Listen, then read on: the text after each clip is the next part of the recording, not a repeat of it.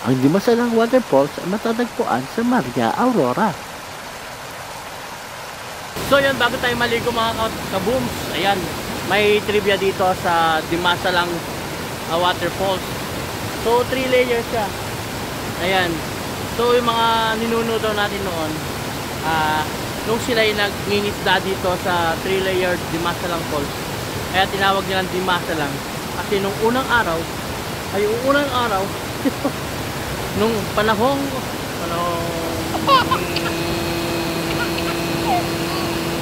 nung sinaunang araw, yan, so napakaraming isda daw dito mga kabooms. Diba? Hindi nila masalang yung mga isda, so napakaraming isda, kaya di masalang yun, di masalang falls yung kanilang tinawag dito. Alam naman natin mga native natin noon, may mga pamahiin sila sa bawat pinupuntahan nilang lugar mga kabooms. So yun, napakaraming isda daw dito. Sobrang dami nilang na-harvest dito, hindi nila iakyat sa taas. Sobrang dami, di masalang.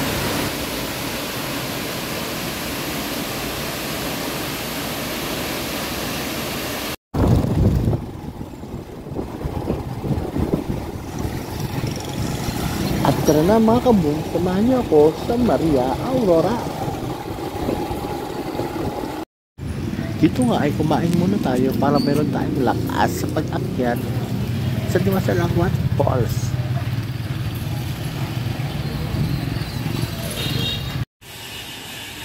So yun na, dito na tayo sa Municipality of Maria Aurora mga kabooms. Ayan, ganda dito.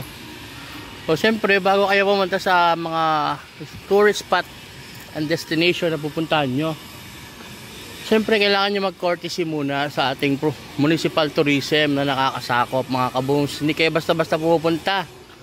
Ayan, so hanapin natin yung Municipal Tourism Office ng Maria Aurora. Ayan.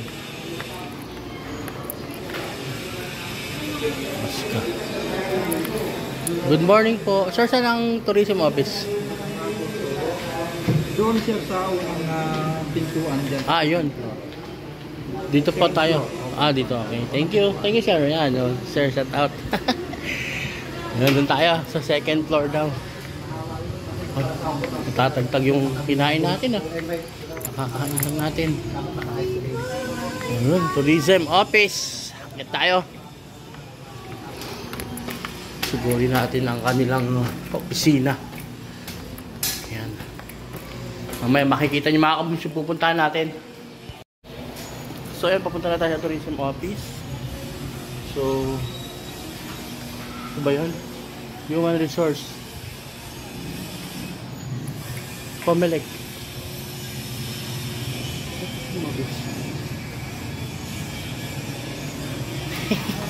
Human Resource.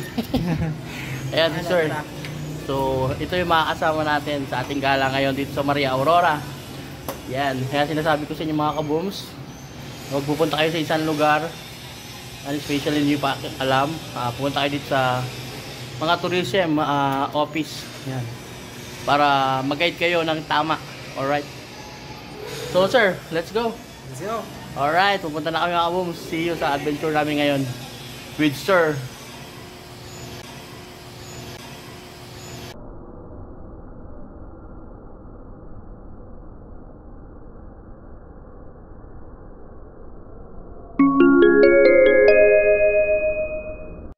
So ayan mga kabooms, papunta na kami at kasama natin si Sir Delmar. Ayan, ang tourism Maria Aurora at BA Maria Lino.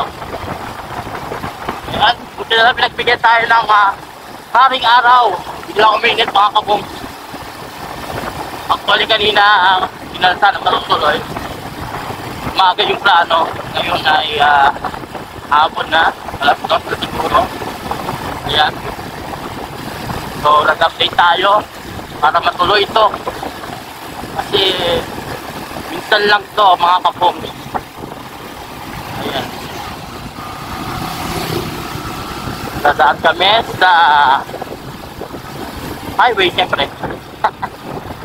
Alright, napakaganda ng kalsada rito papuntang Aurora mga kabooms. Kaya kung kayo mga motorista, ayan, especially mga big bike, mga small bikes, ayan, enjoy nyo yung ganda ng kalsada namin dito sa Aurora. Alright, kita-kita tayo mga kabooms. Ayan, sabay-sabay tayo manood. Yun, sobrang solid na mga daan mga kabooms. Hindi na natin na document yung highway, pero sobrang solid. Napakagandang experience. Lalo kung ikaw ay rider, ayan, ma-appreciate mo yung kalsada. Napaka-solid mga kabooms. So, siguro makakon na kami ng 15 minutes. So, ang ganda. Enjoy ko yung kalsada. Napalayo na kami, pero perfect to. Siguro pag pauwi na kayo kapag Manila, gano'n, perfect siya. Kasi matadaanan nyo na siya. Oh, ganda na kalsada, oh. Ayop yan, ang sarap dito. Ganda pa ng clouds. Woohoo! Parang solid, oh, napaka-tarik pababa.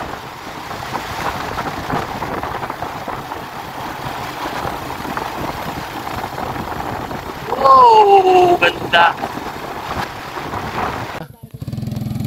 So ayan mga kabooms, ito pala yung jump off. Ayan no. Itong mismong jump. Wow, ito po yung dadaanan papuntang 3-layer falls. So ayun, meron naman ng established na daan, pero pag maulan, ayan, ganito siya, malambot. So simula sa jump off, pag naglalakad kami hanggang sa falls is around 10 minutes, sabi ni Sir Delmar. So napaka pan lang nun, lapit. Ito na lakaran nyo naman is yan o, ganda. Mahilig kayo sa nature. Napakatahimik ng lugar. Alright, so kita-kita tayo sa 3-layer falls mga kabooms. Alam ko excited na kayo makita yung napakagandang 3-layer falls dito sa Maria Aurora. Yan, Sir Delmar, shout out.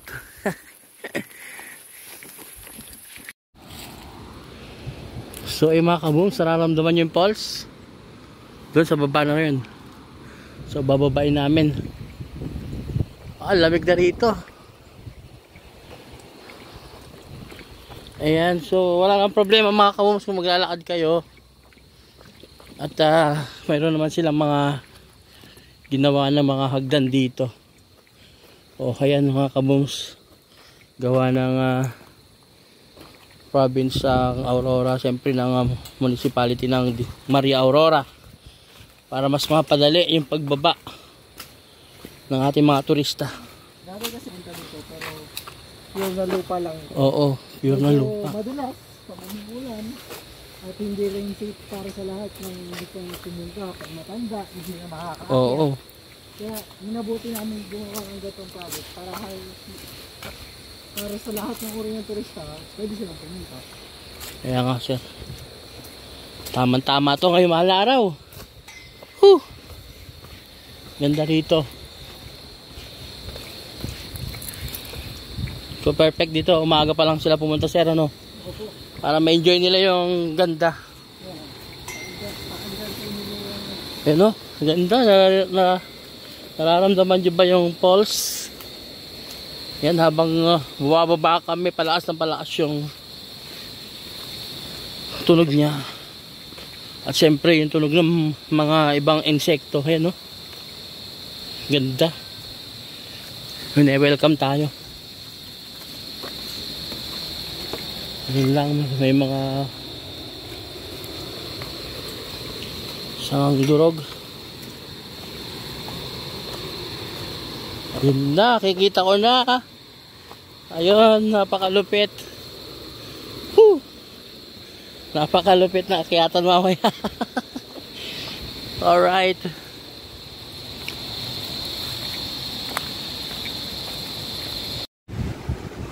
Oh, so ayan guys, malapit na talaga tayo.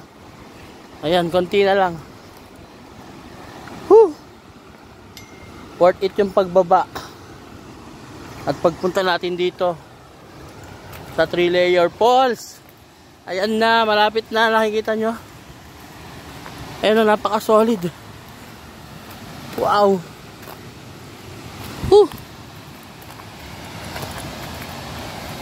Napaka-solid mga kabungs. Oh my God.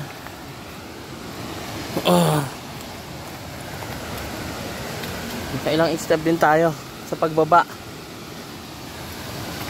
Ayan na siya. Sobrang solid. Oh. Control lang sa pagbaba.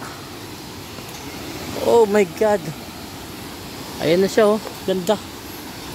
Whew. Wow.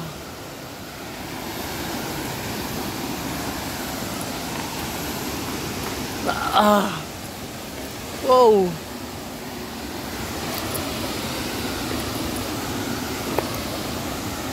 My goodness. Wow, ayan na siya. Ayan na siya mga kabooms. Oo, talaga nakita na ng dalawang mata ko. Napakalupit. Wow, ganda. 3-layer falls talaga. Whew.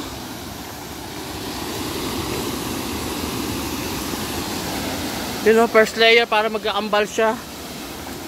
Second layer, dalawang drop. At yung third layer, isang drop. Napaka-solid. My God.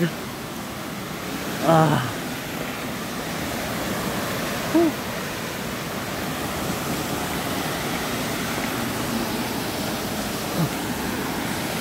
Wow. Ganda.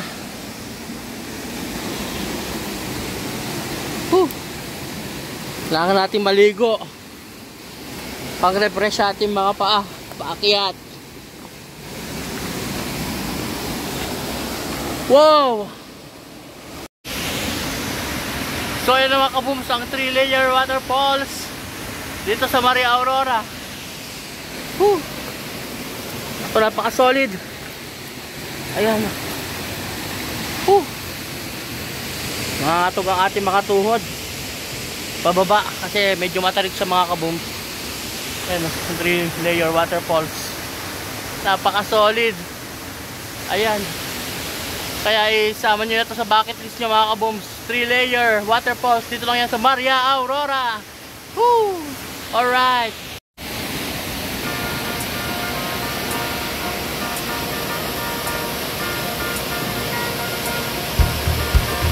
Halika na't ating libutin ang ganda ng aurora. Sumama ka, tuklasin ang mayamang kultura. Halika na, sumama ka, tara na sa aurora.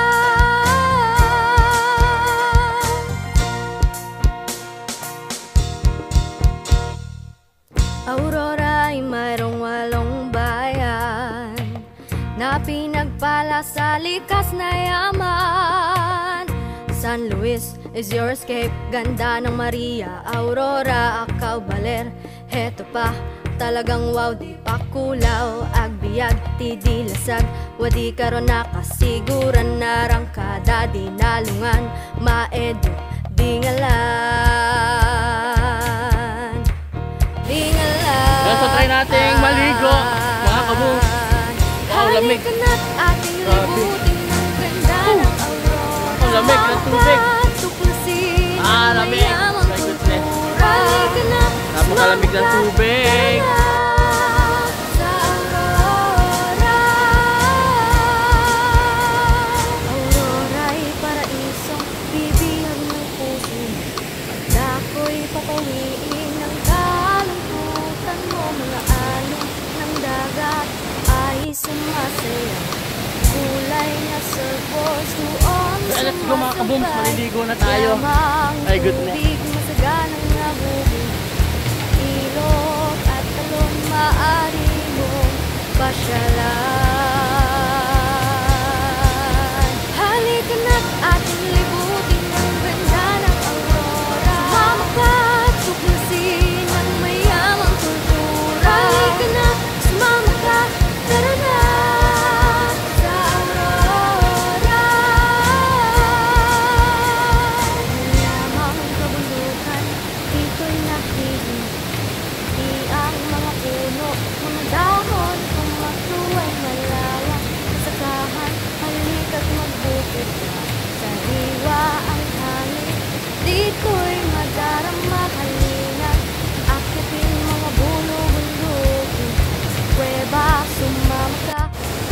So and finally mga kabooms, nandito na tayo sa 3-layer falls.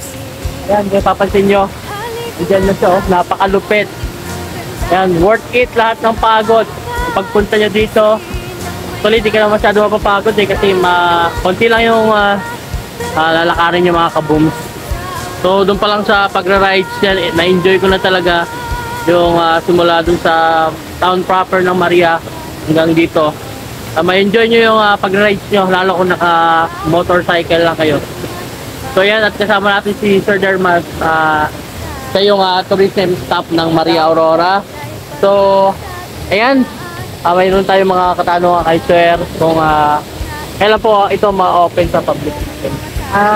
Siguro dahil sa darating na mahal na araw, subukan namin sa Pinapit mapuntayan na rin na lahat para consider ng mga viewers ko natin. Ayun. Yung katandaan ng Dimasa na So, sir, may entrance fee ba dito sa pagpunta sa 3-layer falls? If Yes, ever po. na magbubukas na to. Yes po. Ang babayaran nyo lang po ay eco fee and tourism fee. Bali 20 pesos lang po yun. Pero pag nagbayad ka po dito, hindi ka na po sisingilin sa iba pang tourist spots ng Maria Aurora. Ibig sabihin, kung punta ka po dito, yung binayaran mo, hindi mo na babayaran sa iba. Ayun. Magagamit mo So, na po siya sa ibang tourist spots. ayun. Di ba may passport tayo eh? Yes po. Oh, may passport dito sa Maria Aurora. Meron ako ng mga kabooms. So, kung may passport ka dito, kunin mo sa tourism office. Ayun, may mga na yun. Free. Oh, may mga discount na pag meron ka papakita passport ng Maria Aurora. So, yun mga kabooms, sa halagang 20 pesos. Ma-enjoy yung napakagandang tanawin na to. Ayan, oh. Napakasulit. Uy, napakasulit yung mga kabooms. Talagang worth it yung pagod. So yun mga kabooms, sana nagustuhan nyo yung ating video for today. Ayan, please subscribe, like and share, and follow my Facebook, Oscar Bombarda Vlog. Ayan, at sir, invite mo sila sir. I-follow nyo rin ang Maria Aurora Tourism Page. Yun. Tourism Maria Aurora sa Facebook. Kung kailangan nyo ng contact, pwede nyo na po kami contact. Ayan, sa page ng Maria Aurora Tourism Office. Ayan, so magandang hapon ulit sa inyo mga kabooms. Thank you for watching.